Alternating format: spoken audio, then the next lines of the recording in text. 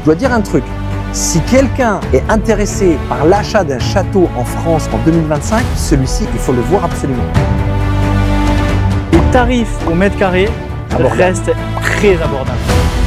Tous les contrats Airbus qui se sont signés dans les années 80-90, c'était ici. 5,10 mètres de hauteur sous le plafond, avec Cyrano de Bergerac, D'Artagnan.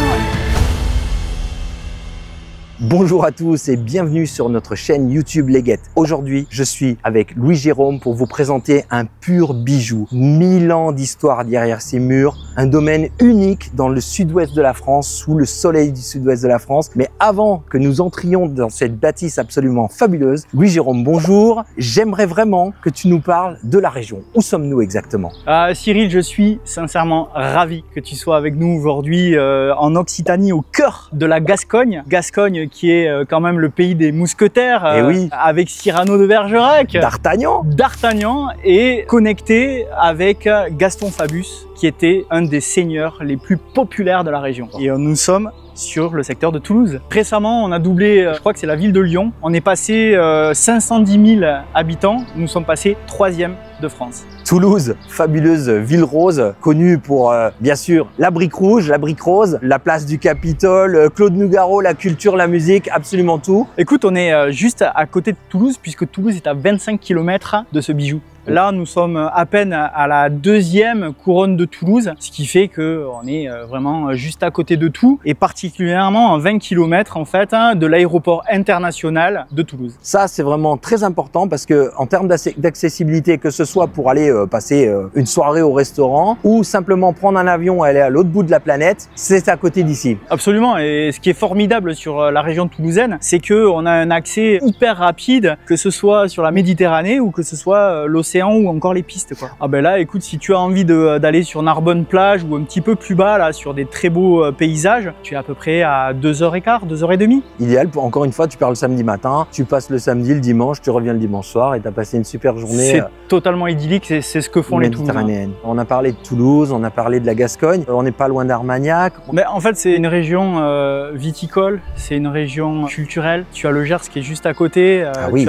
tu as des grands noms, tu as Lectoure, tu as également oui, puis le Gers, t'as Marciac avec le festival de jazz. Absolument, tout à fait, tout à fait. Il faut pas rater, il y a vraiment des artistes phénoménaux. Jacob Collier cette année, allez le voir.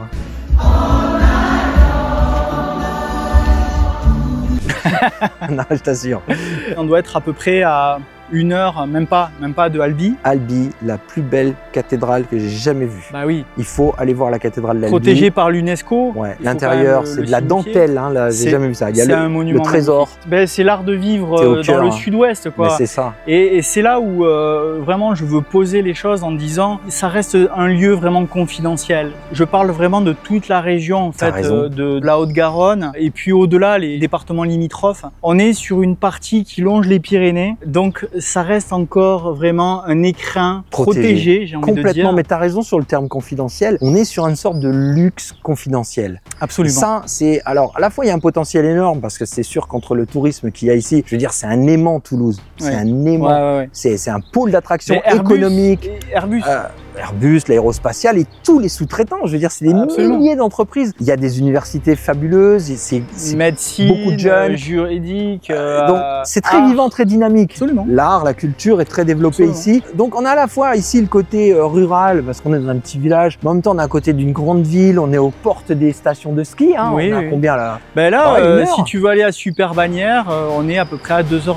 2h20 de Super Donc Bagnères. tu peux aller faire une remontée mécanique en hiver. Tu pars le matin et tu rentres le soir. Ce qui est formidable sur le secteur, en fait, c'est que à comparaison de grandes villes, puisque rappelons qu'on est la 3e, Toulouse, les tarifs au mètre carré restent très abordables. Pour moi, Toulouse est une des villes les plus agréables à vivre en France. J'y viens assez souvent, je dois le dire. Dès que je peux me faire un week-end, encore récemment, j'y étais. On est à combien de l'Espagne ici? D'ici, on est à peu près à 2h30 de Andorre. Et ensuite, si tu veux partir sur la Costa Brava, par exemple, tu es à peu près à 3h30. Ah ouais, c'est pas plus loin que de chez moi à Biarritz, par exemple. Et je fais ça régulièrement. Encore une fois, tu pars un samedi matin à 8h, tu passes le week-end, tu reviens le dimanche soir. C'est ça, pour te dire, tous les Toulousains font à peu près ça. Quand ils veulent un peu de soleil l'hiver, ils passent la frontière et là, c'est... Tu vas me dire qu'il n'y a pas de soleil ici en hiver? Non, on a 300 jours de soleil quand même par an et n'oublions pas que c'est le sud-ouest avec un climat qui est absolument fabuleux. Mais oui, aller en Espagne, moi j'aime bien aussi. Hein. On est voisins, ce sont nos amis et ils viennent ici, on va là-bas. Tu sais que Toulouse, c'est considéré en fait, c'est appelé le petit Barcelone.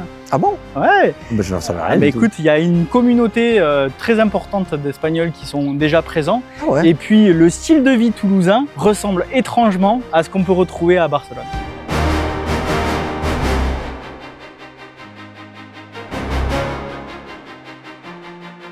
Cette région est chargée d'histoire et ce lieu ne fait pas exception. Des châteaux dans cet état, en briques rouges toulousaines, hein, avec autant d'histoire, je crois que tu m'as dit tout à l'heure qu'il a 970 ans pour les parties les plus anciennes. C'est juste phénoménal. Explique-moi, parce qu'on a plusieurs parties. On a une partie 12e, une partie 15e, une partie 18e. Ouais. Tu peux m'expliquer un peu ces différentes évolutions du château? Ce qu'il faut savoir, c'est qu'au XIIe siècle, Jourdain de Lille, qui est un notable du coin, a acquéri ces terres-là. On ne le voit pas trop, mais on est sur un piémont rocheux, donc qui surplombe le village dans lequel oui, parce nous qu'on est sommes. au cœur d'un village. Ça, absolument. On l'a pas précisé, on peut le voir sur les images. Il y a l'église qui nous fait face, qui est juste trop belle, une halle couverte de marchés, il y a des commerces. Du début du XXe siècle, absolument. Très belle. Et effectivement, on est sur une espèce de promontoire, et ce bâtiment-là, en fait, était fait pour une garnison de soldats. Donc, on est sur un bâtiment de défense. Et à cette époque-là, quand le bâtiment a été construit, c'était le chef-lieu d'un comté au nord de Toulouse. Tout autour, en fait, il y avait des commerçants. Donc, il y avait une économie florissante, tout simplement parce que le lieu était protégé. Je crois que ce château a accueilli une garnison jusqu'à 300 soldats ont vécu ici à temps plein. On verra tout à l'heure que une des suites a été finalement une cuisine au départ pour ces soldats. Il y a des salles de garde, enfin, c'est absolument phénoménal. Il y a un chemin de ronde et tout est préservé. En fait, il y a une grande partie préservée. Alors, il y a des tours qui ont disparu, mais on a cette tour qui accueille d'ailleurs plusieurs parties. Et ce château, il est en parfait état. Absolument. On trouve pas beaucoup de châteaux dans un état pareil. Non, je veux dire, des châteaux de cette époque. Je crois que d'ailleurs, c'est cette jolie tour qui est derrière nous. Elle accueillait des toitures originellement qu'on dit des poivrières, je crois que ça s'appelle comme ça. Ouais, mais alors là, c'est beaucoup plus tard. Les propriétaires actuels, on a mangé avec eux, on a pu goûter une petite porte délicieuse. La gastronomie, on a failli goûter l'armagnac, mais ça sera pour plus tard. Non, la gastronomie ici, c'est sérieux. On est entouré de territoires où le vin, le bon vivre. Le bon vivre. C'est une des rares fois où on nous a accueillis comme ça. On a fait le tour du château, on se sentait chez nous. Hein. Je visite toute l'année des biens pour les guettes. Je dois dire un truc. Si quelqu'un est intéressé par l'achat d'un château en France en 2025, celui-ci, il faut le voir absolument. Le lieu déjà, il est chargé d'histoire, il est chargé d'émotions. Et aujourd'hui, ce qu'on acquiert à un budget qui, je dois dire, est extrêmement raisonnable par rapport à la surface, on a combien de mètres carrés? On a plus de 1200 mètres carrés. Ouais, 1200 mètres carrés. Rapporté au prix du mètre carré, c'est pas beaucoup. Vous verrez ça sur notre site web. On n'en parle pas tout de suite. Ouais, la qualité de la rénovation, c'est une claque, quoi. C'est vrai que ce type de rénovation, c'est une rénovation pure. Et donc, du coup, on a un produit, en fait, pour lequel on ressent son histoire et qui n'a pas été modernisé comme beaucoup d'entre eux que l'on peut voir. C'est des amoureux, en fait, de l'architecture qui ont pris ça. Ouais. Madame est vraiment inscrite, en fait, dans ce type de culture. D'ailleurs, elle a travaillé justement dans le ministère de la Culture, me semble-t-il. Ah ben voilà. Tout s'explique. Et du coup, ils ont mis vraiment en exergue tous les petits détails du lieu pour pouvoir en fait leur redonner en fait de l'éclat. De l'éclat. Bon, le terrain, il fait quoi? 1 hectare? Ah ben on est sur 1 hectare à peu près. Donc on est entièrement isolé du village alors qu'on est vraiment littéralement face à l'église et à la halle. C'est complètement privé. On a un premier portail là-bas. Puis on passe cette magnifique porte. Ouais. Elle date de quand cette porte? C'est estimé aux alentours du 18e siècle. D'accord. C'est-à-dire qu'après la Révolution, si tu veux, il y a eu un démantèlement une nouvelle fois en fait du château, puisque là cette partie qui se trouve juste derrière moi en fait a été là, hein. Totalement, c'est ça. On avait un autre bâtiment ici avec 4 tours. Tout a été complètement rasé après la Révolution. Et donc pour faire une villégiature, c'est-à-dire vraiment du résidentiel. Et donc il y a eu des apports et notamment en fait cette partie-là qui est un portique triangulaire qui a été rajouté à l'époque par le comté de Toulouse. Ces éléments sont conservés et je trouve que ça fonctionne très bien. Des magnifiques fenêtres, contours de fenêtres à meneaux en pierre de taille. Et quand on entre, alors il y a une chose qui est saisissante, quand on entre, c'est cet escalier magistral. Ah, il est formidable, hein. Wow, Waouh! Alors on est sur un escalier droit avec un palier de repos. Pour marquer en fait la richesse de l'époque, on est sur des pierres blanches. Alors une autre chose, il y a deux choses qui sont extrêmement saisissantes, je trouve, dans cet endroit. La taille des pièces, la hauteur sous plafond, et même trois choses. La taille des pièces, la hauteur sous plafond, la luminosité, avec ces ouvertures. Oui. C'est là où c'est extraordinaire, parce que quand on regarde en fait ces murs qui étaient des murs à l'origine de défense, à partir du 15e siècle, il n'y avait plus cette vocation. Donc il y a eu justement, comme tu le disais très justement, des modifications structurelles pour pouvoir y mettre en fait des fenêtres à meneaux.